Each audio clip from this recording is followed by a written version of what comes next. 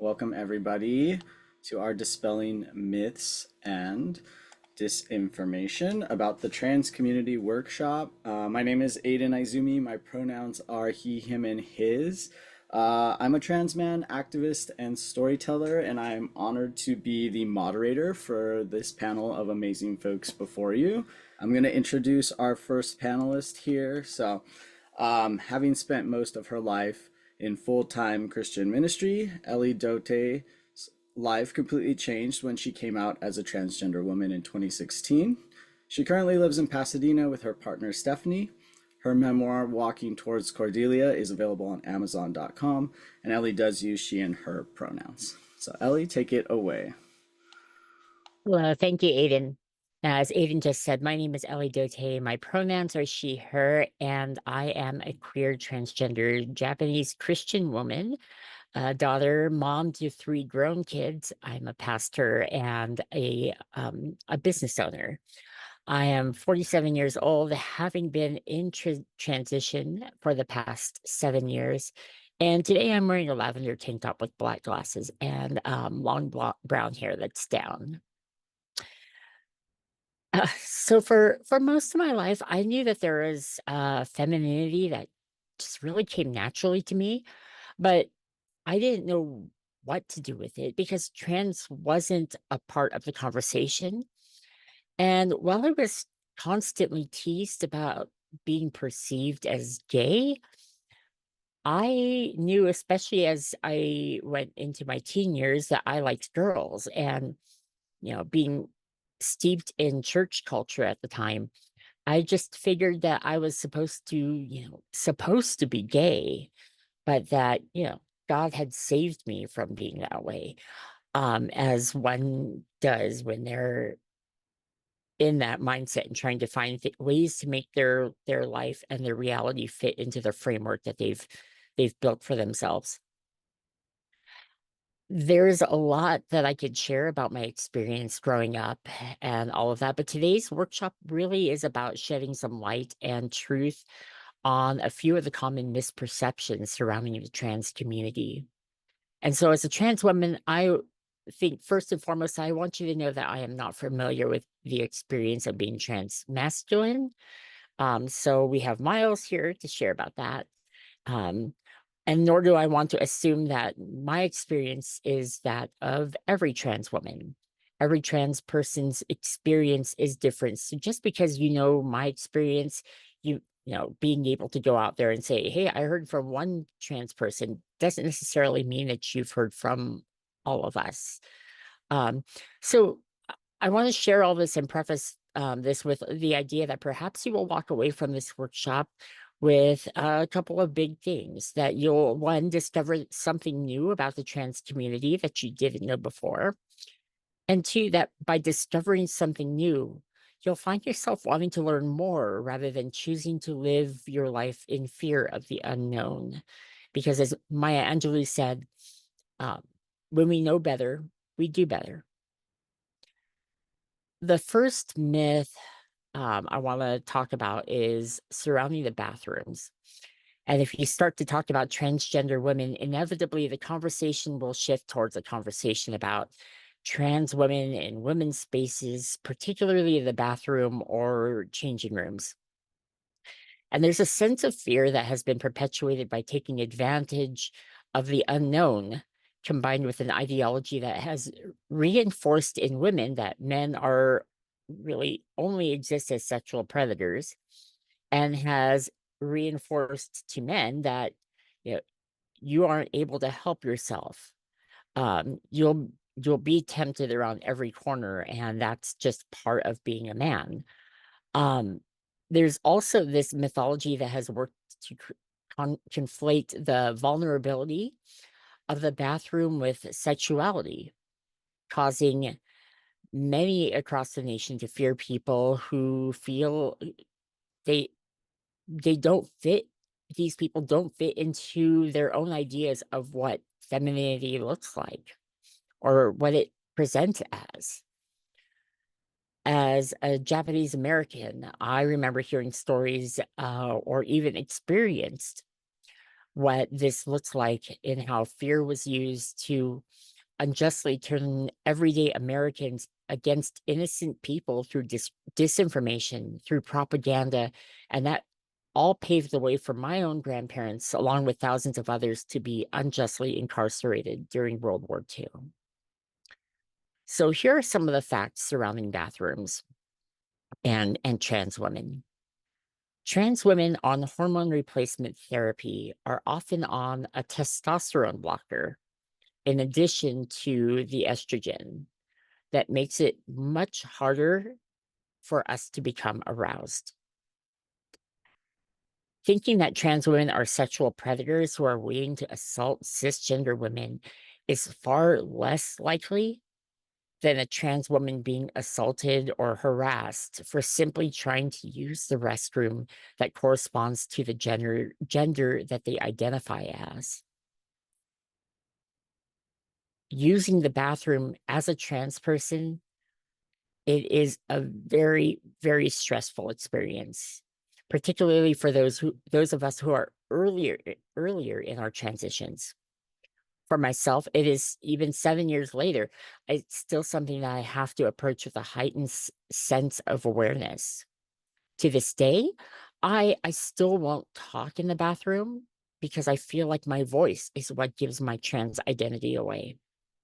And since I've had breast augmentation surgery or top surgery, um, I will often find myself wearing lower cut tops, not necessarily to be provocative, but because doing so helps lower my chances of being misgendered. The very first time I went to use the women's restroom, I remember just being so afraid and waiting and watching for several minutes, even though I really had to go, to see who was going in and out of the bathroom and making sure that there wasn't going to be some kid that comes out and tells their dad, Dad, there's a man in the restroom there." Because I didn't wanna walk out and be confronted. I didn't know what was going to happen. All I knew was that it had become such a hot button issue that there th I didn't wanna be a statistic. The next myth I wanna address is sports. Another the hot button issue when it comes to trans people is that issue of trans women participating in women's sports. Much of this came to light with the story of Leah Thomas, who transitioned from male to female and tied Riley Gaines. Now, this is important for fifth place in the NCAA women's 200-yard freestyle final. So the myth is that transgender women have a biological advantage over cisgender women. And while physically there may be some advantages, it is important to note that Leah and Riley both came in fifth place, meaning that there were four cisgender women who beat Leah's time in that 200-yard freestyle final. There's also going It's also important to note that there are always going to be advantages and disadvantages based on biology and as well as socioeconomic backgrounds. For example, a girl who comes from a wealthier home with a private trainer, access to a gym, they could easily have an advantage over a girl who comes from a lower income single parent household where she has to rush home after practice to watch her siblings while her mom goes to work and she doesn't have time to practice or work out. Michael Phelps, for example, has been reported to have more webbing between his fingers, which has allowed him to have a physical advantage over other swimmers.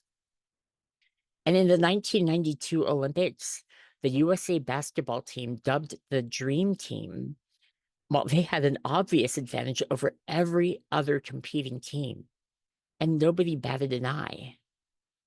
What is happening is that people are facing undue stress and threats over a perceived advantage that really isn't there. Last year, two transgender high school girls who had made it to the state finals here in California decided to withdraw from the championship meet because they had received death threats and had been threatened violence against them from other parents. And just this summer, we all watched a cisgender female boxer in the Olympics found herself at the center of controversy, threats, and a political debate because people automatically assumed that her features looked transgender. It's very overwhelming at times. And even for those of us who aren't inclined athletically, we watch and we see these conversations happening. And we take note of that to see who is going to be a safe person and who isn't, and who will listen to us and who is just going to take those myths at face value without digging deeper. I will also say that with the estrogen and the hormone replacement theory, I have noticed that my muscles have weakened and redistributed in different areas. And so hormone treatment changes the physical makeup of a person in different ways. And those people who have been on hormone treatment, those trans women who have been on hormone treatment, will find themselves with decreased muscle mass. And so to automatically force them to compete with men gives them a much of a disadvantage. The third and final myth that I want to address is surgery. People who identify as transgender or gender nonconforming, it's been said, and you hear this all the time, especially as we head into this political arena right now, that they're just walking into clinics and saying, hey, just get rid of whatever it might be, and they're getting them immediately. And while there are examples of surgeries happening, um, and examples of surgeries on minors, it needs to be emphasized that these are not happening on a large scale. And if it is being done against the recommendations of the international medical community. And that's important to note. Um, while it is true that the standards of care, they're constantly changing, it is also true that these changes are being made after studying extensive data and exclusively under the care of medical professionals. So when I came out and began transitioning, and that was 7 years ago, I first had to recount my experiences and why I believed I was transgender to a licensed gender therapist who diagnosed me with gender dysphoria after 2 very long invasive sessions. From there, I had to actually live as fully as Ellie for 6 months before hormones, have extensive blood work done, and meet with an endocrinologist before being prescribed hormone treatments, all while having to meet regularly with a therapist specializing in gender affirming care. Breast augmentation surgery or top surgery cannot happen until 2 years of hormones have been completed because this allows for natural breast tissue to form before implant sizes can be determined. And approximately 2 years of painful permanent hair removal must be completed before gender affirming surgery can take place. Now, I don't know how many of you have experienced electrolysis, but that's a procedure where a trained provider goes hair by hair with an electrified needle, killing the hair and cauterizing the follicle. This is so when the skin is used to create the vaginal canal, hair isn't growing inside. So those are just a few of the myths that I wanted to address this morning. I'm going to hand it back over to Aiden, and I look forward to seeing you guys in the breakout sessions. Thank you. Perfect. Thank you, Ellie. I really appreciate you shedding light on the disinformation that specifically impacts trans women, since I know, sort of opposite to you, I don't share that experience, and for sharing some of how that impacted you personally. I'm going to introduce our next panelist. So, Miles Markham, he, him, or they, them pronouns, is a queer, transgender, native Hawaiian, Japanese American, born and raised in the Deep South.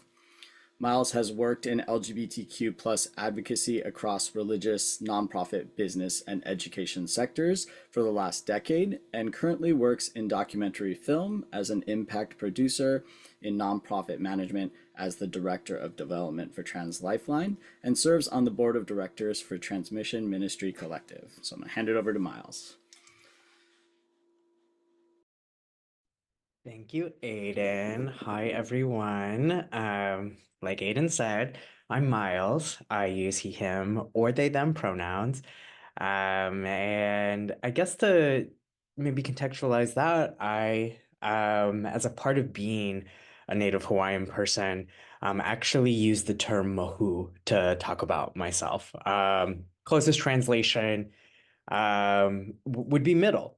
And Native Hawaiian culture, much like many of the lineages represented in this room, actually has an ancient gender system that's different than just male or female. There is third gender experiences that have been expressed throughout ancient Hawaii, and in the last couple decades, there's been sort of a renaissance of being able to look at third gender or gender expansive, gender diverse experiences as something to be celebrated.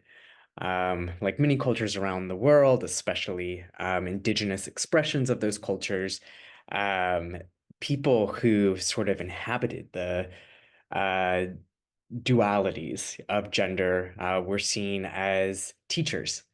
Were often culture keepers, storytellers, and healers. And for me, that's something that I resonate very deeply with. And so a part of the reason I use they, them pronouns is to me that reflects somebody who identifies with holding male and female, masculine and feminine, simultaneously and with pride. Um, I think I would love to share a little bit more about my own story. I was born in 1990. I'm 34 years old. My father was Native Hawaiian, Japanese American, grew up in Maui. And my mother is Swedish German, grew up in Minnesota. And so when my parents got together, they wanted to live closer to the ocean, but they had three kids. And so for them, affordability of that had us move to Florida. So I grew up in the Panhandle part of Florida. That's right underneath Alabama, and so the town my family lived in was more culturally similar to um, Alabama, Mississippi, Louisiana, more than it was what you might think of as South Florida, Miami, Fort Lauderdale, or even Central Florida, Orlando, Tampa. Very conservative politically, religiously.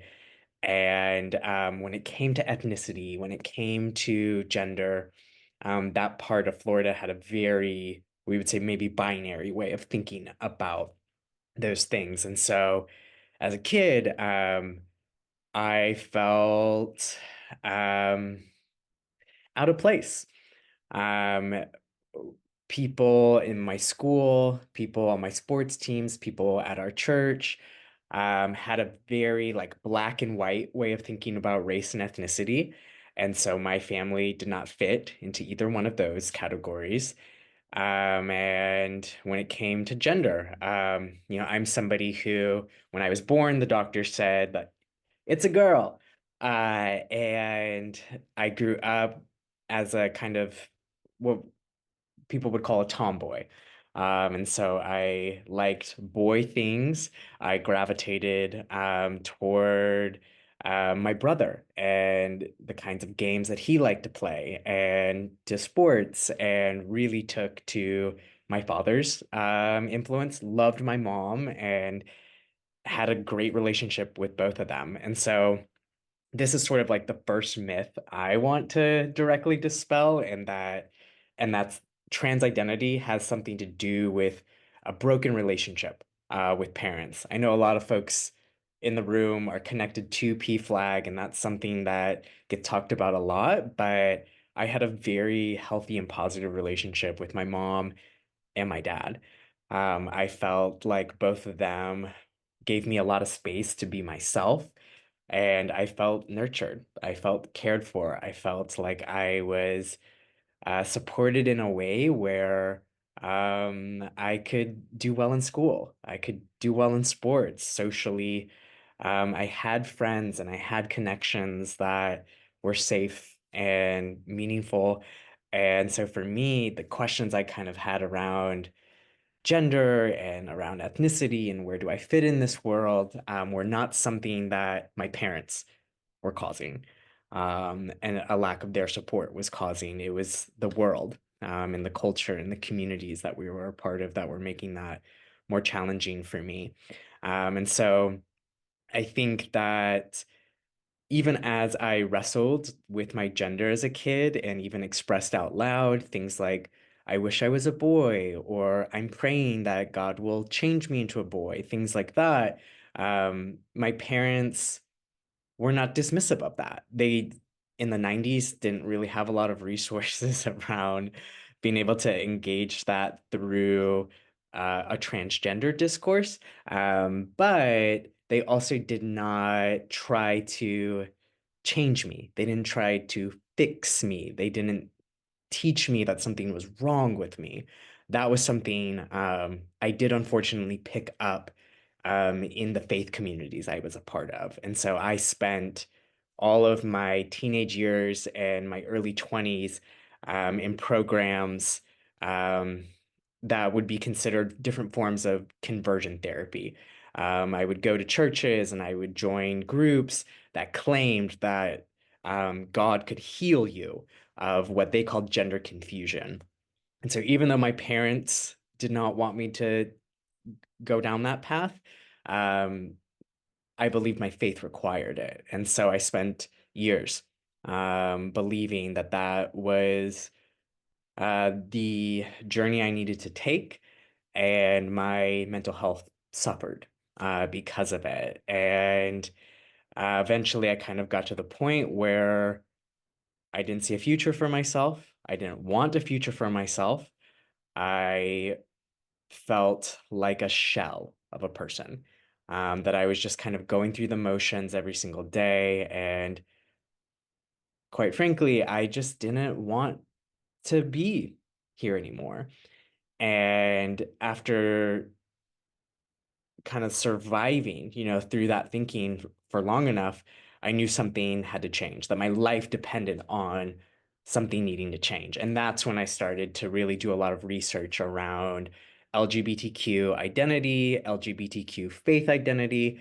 And so the next kind of direct myth I want to dispel is that it's not possible to integrate a faith and transgender identity. That is something that I was able to find a lot of support around.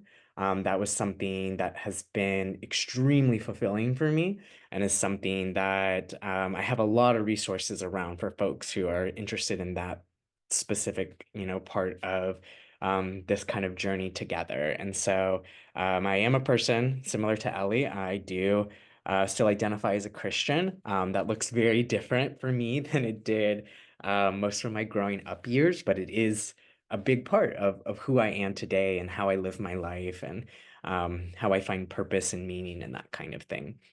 Um, the last kind of note, I want to sort of talk about here is related to young people and gender identity. Something that I think maybe we'll be able to get into during the Q&A. Something you might have heard in Ellie's reflection is that I also didn't have the words to really understand who I was as a young person. But I do believe that a lot of what allowed me to survive the most difficult parts of my journey were the ways that my parents um, almost unconsciously supported me. And that was by engaging me and accepting me and being proud of me as I was. And so they were not forcing me to wear dresses. They were not forcing me to like the color pink. They weren't putting bows in my hair, and they weren't attempting to get me to conform to what would have been acceptable for girls, in the communities and culture that we were a part of. Um, and I look back on that and I feel appreciative, because I do think that so much of support that trans kids, trans young people need is social. It's about names. It's about pronouns. It's about letting us have the haircuts we want and wear the clothes that feel like a genuine and honest expression of who we are. Um, like Ellie said, medical intervention for trans kids is actually pretty rare. Most of it is just about letting kids have the space to explore, who we are and what that means and what it doesn't mean. And um, I think the biggest takeaway I love to share with people is that gender affirming care is not about telling a young person or even an adult like what way to go in their gender journey. It's not about setting a path for them. It's not about giving them, you know, 5 steps about ways to move. All gender affirming care is about is creating a big space, a big container for somebody to be able to take their time and judge for themselves with their family and with their community what the very next best and healthiest step is for themselves.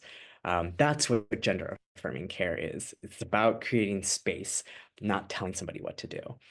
Um, I think this is my time. So I'm going to go ahead and hand it back to Aiden, but happy to fill in the gaps around any of the subjects or topics that I referenced during my reflection here. Thanks. Awesome. Thank you, Miles.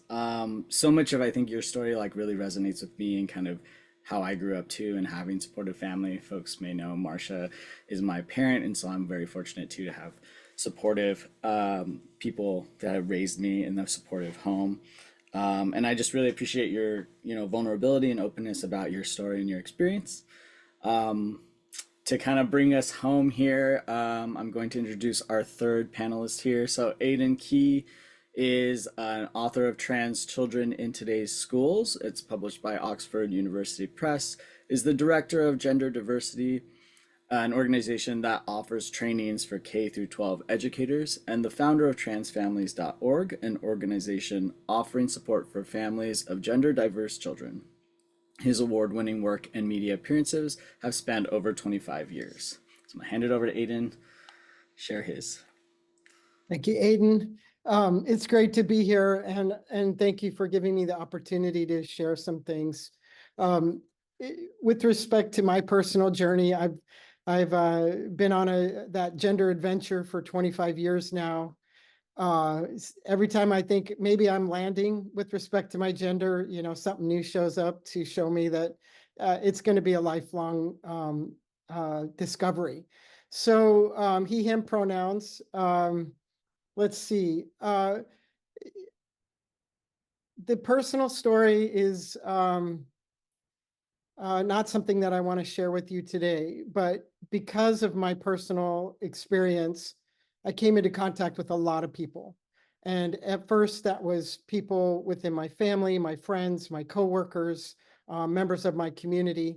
And I started pulling others together for discussions, because I found that when we came together and we put everything on the table, and that could be our tears and our anger, our confusion, our grief, our jokes, whatever it was, that if we could come to the table and do that and stay sitting at that table, then we were going to get to the other side.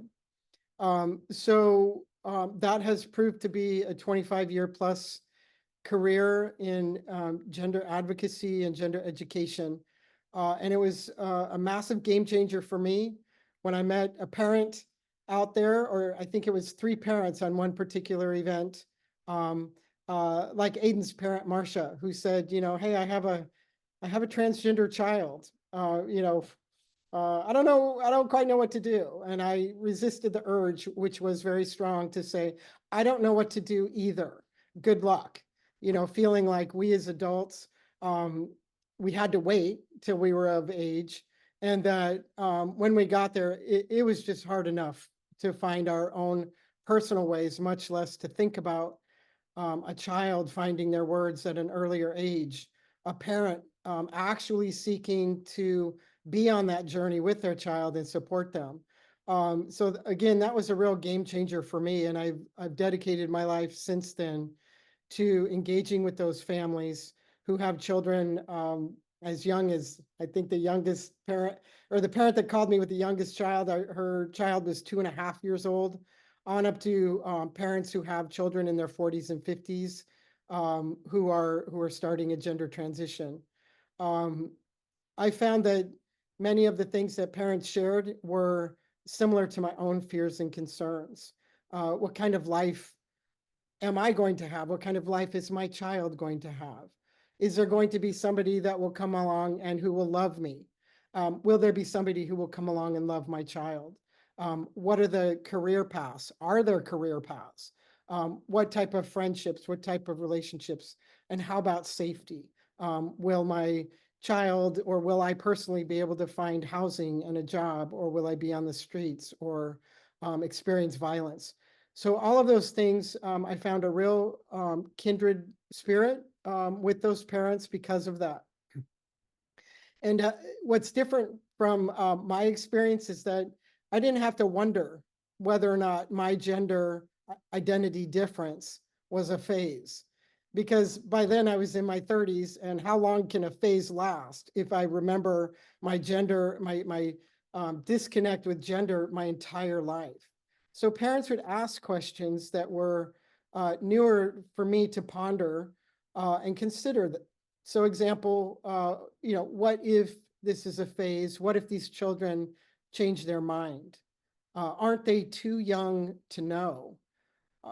If the kids are older, like teenagers, they're being influenced by their friends, or social media plays a role here.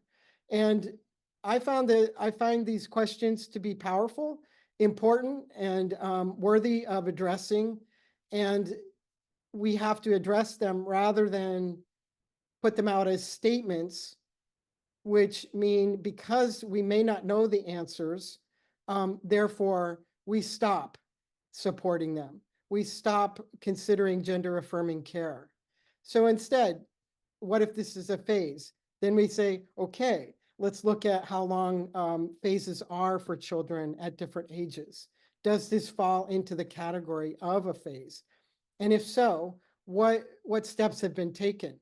Like Miles says, if it's a pronoun request or a name change request, and it's a phase and the kid grows out of it, okay, move right along. It was harder changing the name or pronoun the first time. If a child says, I'd like to go back to old name and pronoun, trust me, that's going to be a lot easier. Are teens being influenced by their peers? Well, I'd be a fool to say no, of course. Teens are influenced by their peers. That's a very, very important part of their growth and development. And children are often drawn to things that resonate with them, to things that they're curious about. And for every parent that says, my child never talked about any gender identity difference until they started hanging out with those kids, there's parents of those kids that said, my child never said that until your kid started saying this. So I think it's important to recognize, yes, kids are influenced by their peers. Yes, they are influenced by social media. They're sponges. They're in the process of discovering and exploring. And I think one of the magical parts of thinking about gender expansively is that is something that any of us can do. We don't need to be a transgender or non-binary person to explore our own gender and what resonates with us and what doesn't. And then what steps do we take in life to be authentic to our gender expression? Why not continue that conversation that my mother had about gender with her peers in her classes? What about my grandparents and my great-grandparents? what were their conversations around gender? And then we can look at today's conversations and recognize, well, we're continuing to push those boundaries, peel away those layers, with the pursuit of authenticity, like who we want to be in the world and what suits us best.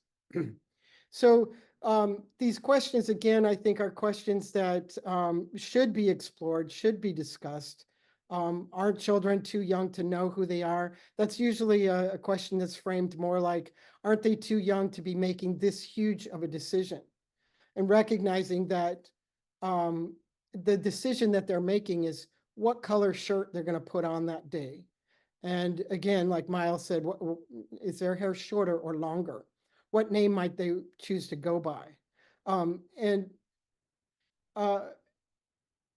If we recognize that they are not making these huge decisions in that moment, then we can recognize that there's no need to withhold support. There's no need to withhold affirming care.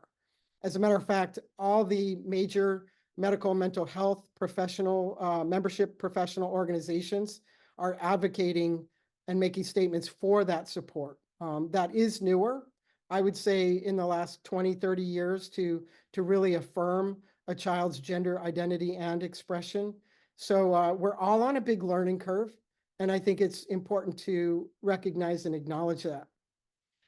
There's also a myth out there that will cause irreparable damage. I believe there's even a title of a book out there about trans children with that term in it, in the title, that by offering this support, we're going to harm these children for life. If you look to the Trans Youth Project, which is a 20-year longitudinal study following transgender and non-binary kids, I think it's about halfway in now. We will discover things. And what we discover is that these children are thriving.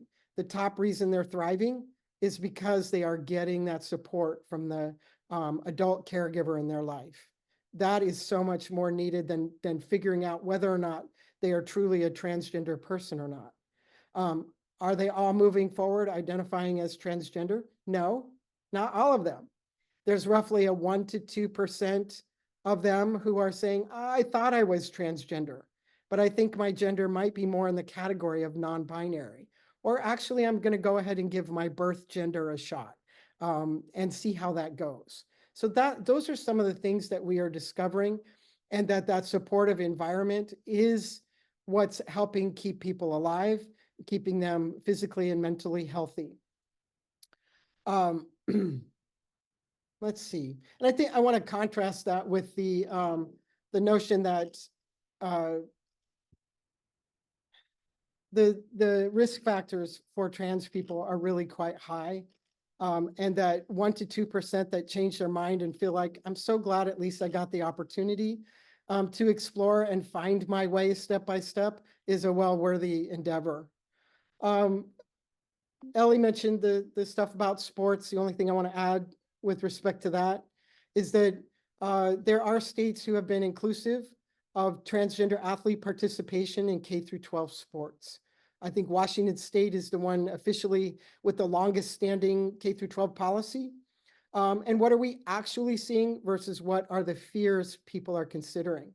There have been a number of trans athletes participating in sports. They are significantly less than 1% of the student athletes in the field of sports in K through 12 grades. And heaven forbid one of them actually win first place, because that's the thing that's going to splash across the media headlines. What I've been finding with Washington State is that the teammates of those athletes welcome them. The teammates are the ones saying, don't change in that other bathroom, come in the locker room with us. And those teens that participate with them are writing letters of advocacy and showing support for their transgender teammates. So the problem is far more imagined than it is in reality. There is also a myth that children are being exposed to information that is age inappropriate. And people believe that for reasons that I think are valid yet incorrect. And that is a confusion of gender identity with sexuality. So I know that when I go in and talk to a very sweet group of second graders, I'm not talking about body parts, genitals. I'm not talking about hormones. I'm not talking about sexuality. What I am talking about is colors, toys, and the activities we engage in, and what it feels like to be excluded. I think that's probably close to my time. There's a few more things that I can save for breakout if we have breakouts, but I'm going to pass back to Aiden. Very cool. Thank you, Aiden. I know the work that you've done has been something that's been really instrumental for me in the work that I do in K-12, and so I really appreciate you sharing the things that you've learned over the years and the work that you've been doing. And I think just acknowledging that it is something we're like continuing to learn about, right? Even as folks who are trans, taking in that information and sometimes maybe not having immediate answers, but we're kind of on this like path together towards just right creating more affirming spaces for the next generation, right, of folks coming through. We are going to do breakout rooms. I think before we do that, I just want to say, I appreciate the three of you in coming here and sharing your experiences and just the insight that you have into these myths that kind of impact our daily lives and the lives of other trans folks and young people.